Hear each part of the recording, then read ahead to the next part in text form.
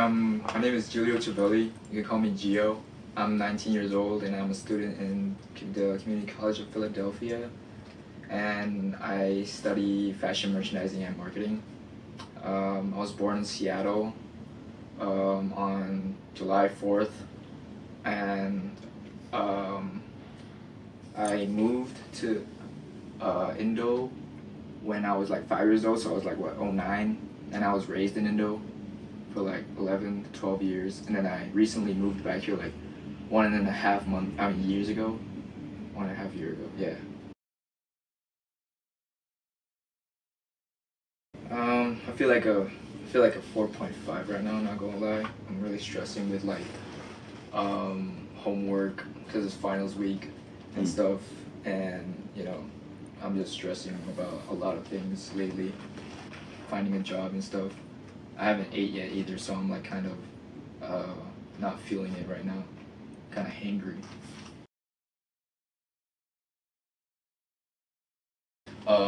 Yeah, I'm struggling with mental health.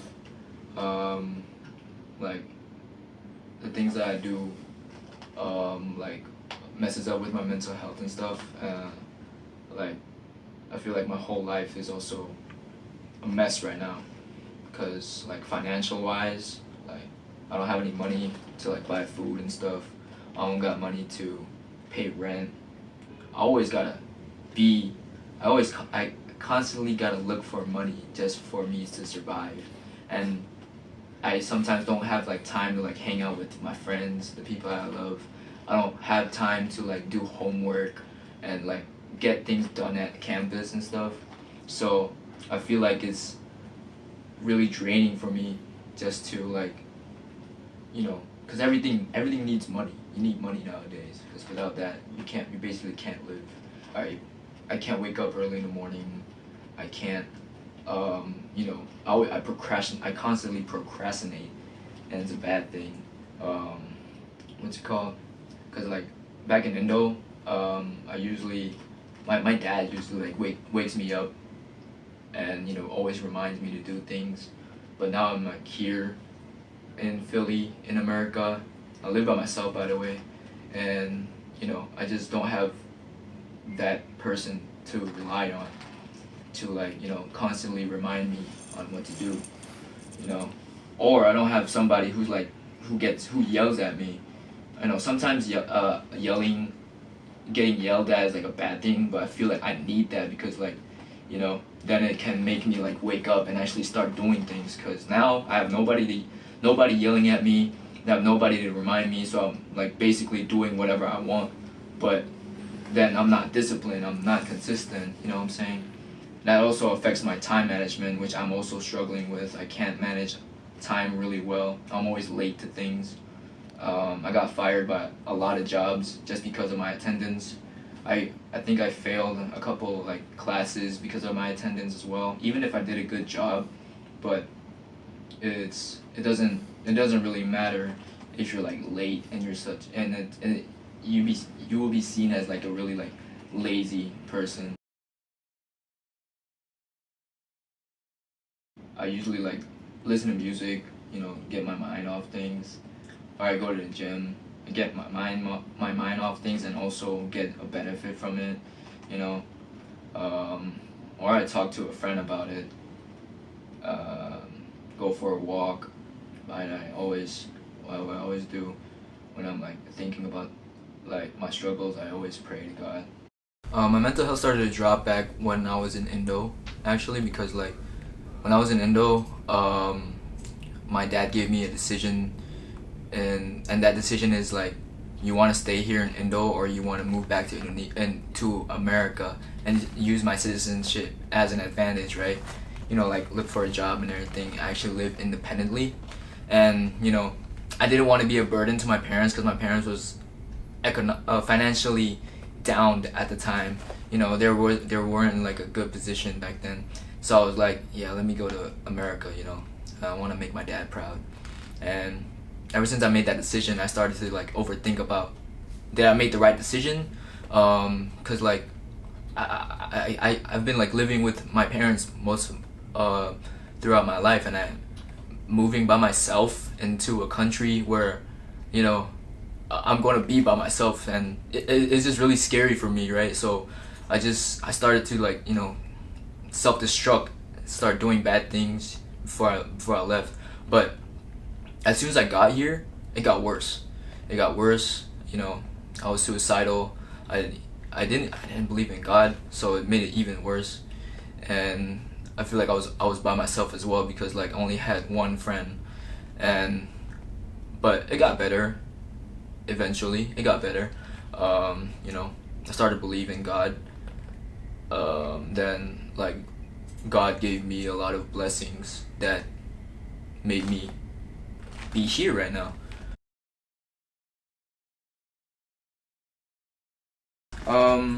What differs is that if when I'm in Indo, making friends is like really easy, because like everyone else is Asian, everyone else is Indonesian, so I don't have a problem with that.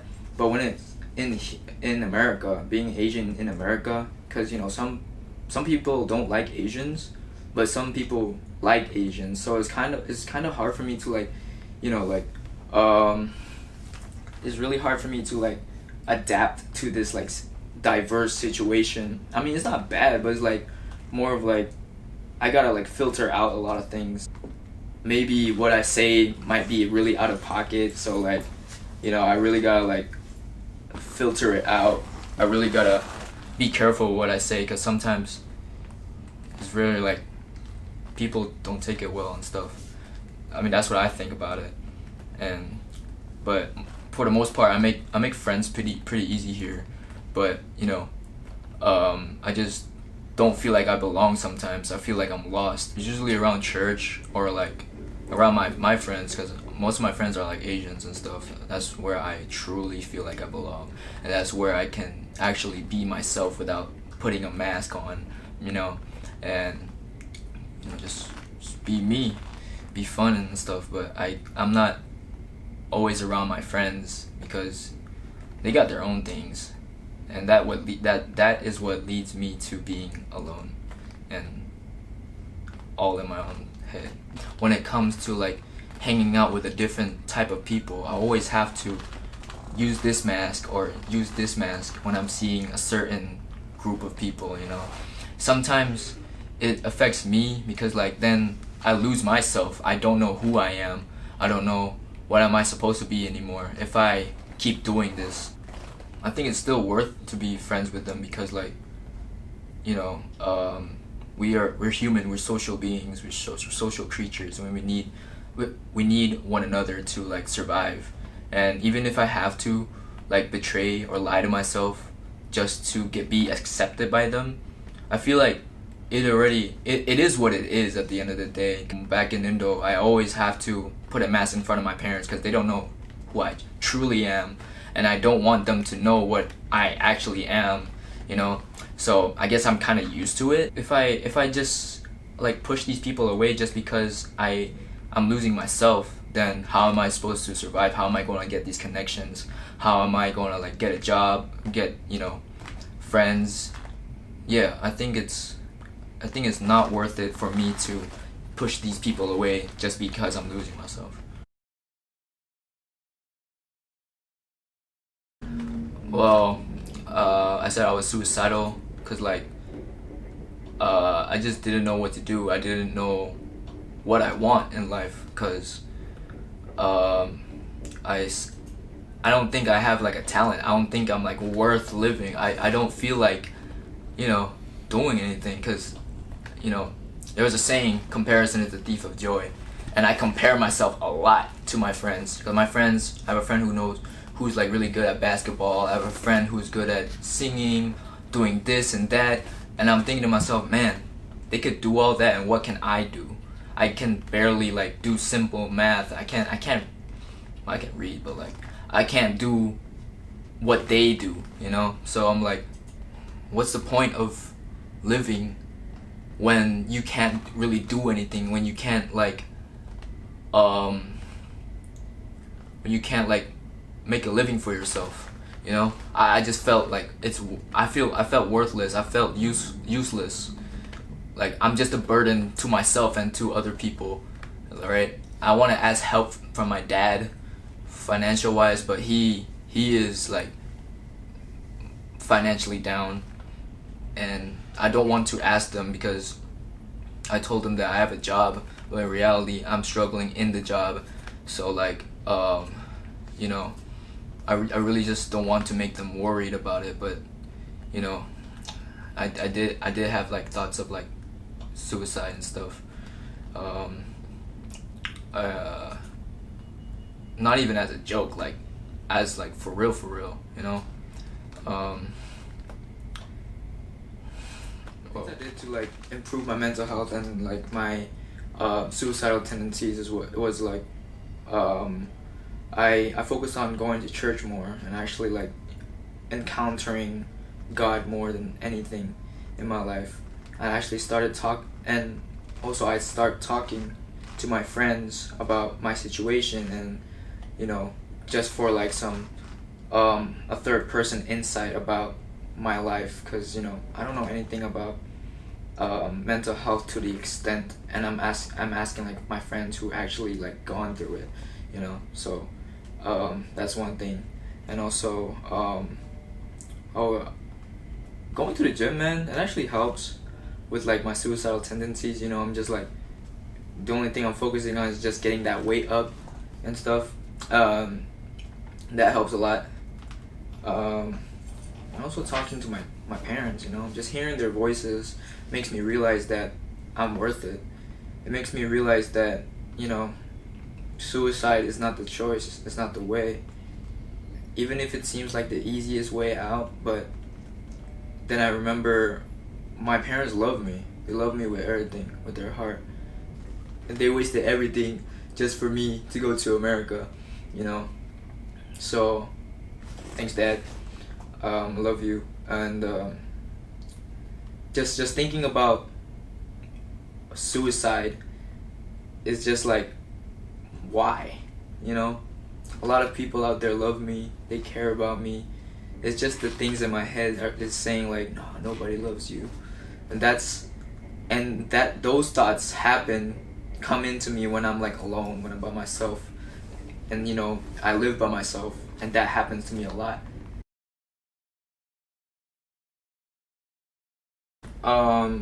My relationship with my parents at first was pretty bad, cause I mean my parents was divorced, and I was raised by my dad, and he recently got married, and I have a stepmom, and I didn't really see her as my actual mom because I'm not like blood related with her, and even if she's like, you know, tries her best to like, you know, acknowledge me, I never bother to like acknowledge her as my mom. I only see her as my aunt, and I hated my dad. I really did. You know, even if he does like good things, but back in the day, I really didn't like. I disrespected him like many times, and cause like, I think it was just a phase. Not gonna lie. My relationship with my dad got better as soon as I arrived here in America, and I reflected that deep down that all the things that I did, that the way I spoke to him and everything was like real mad disrespectful, because he was just trying to help me. He wanted the best for me, but I thought that, you know, he was just against me because, you know, I want things to go my way. I actually broke down just thinking that I actually like broke his heart in a way, because, you know, just being disrespectful to your parents is just bad, because they don't have like enough, they don't have much time left here in the world. And you know, just thinking of that makes me realize that our parents just loves me. And nowadays, currently, I talk to him every single day. Whatever I go through, whatever I'm in, I still like, you know, try to like hit him up, texting him like, hey Dad, how you doing? You know, I'm in church, or I'm in school right now. You know, I'm feeling a little good. Or when I'm feeling stressed, hey Dad, how you doing? I text him like, I'm feeling low right now. I need your help. even if he replies late, he always replies to my text, and he sends like a Bible verse, you know, because we're a very strong Catholic family and we believe in God.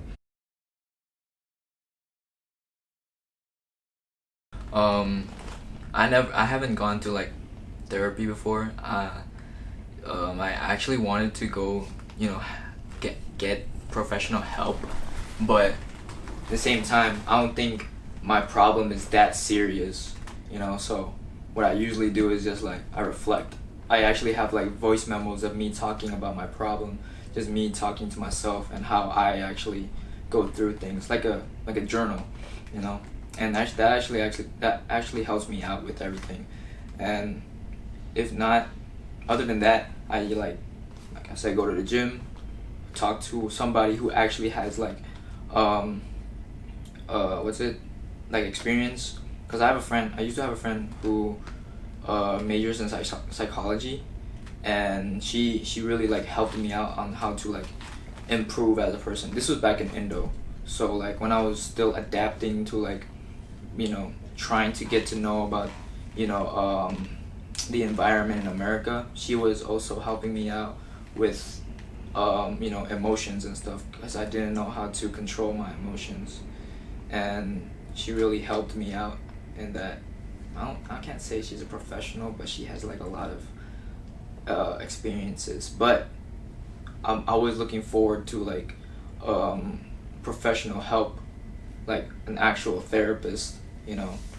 That was like 6 or 7 months ago, and instead of getting an actual therapist, I got a trainer. So it's kind of like it worked in a way, but at the same time it kind of didn't, because like then I would like just skip through like the appointments, because I didn't see any like improvements. But when I start doing me and, you know, doing my own thing, I saw more improvements, and, you know, I'm actually going through in life even with all these burdens and like stress going in my head. My last thoughts about this, whatever you're all going through, you know, always seek for help. Don't be scared of what you're going through, and also most importantly, don't keep it to yourself. You know, just if you need help, if you need it so bad, just ask for that help, you know.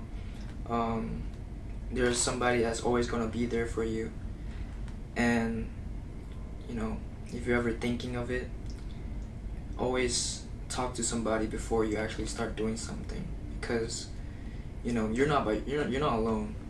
You have somebody who's right by your side that is going to help you out through your life, no matter how hard it is. You know, you always have that somebody who has your back. And yeah, you guys got this. Semangat. Thank you. Terima kasih.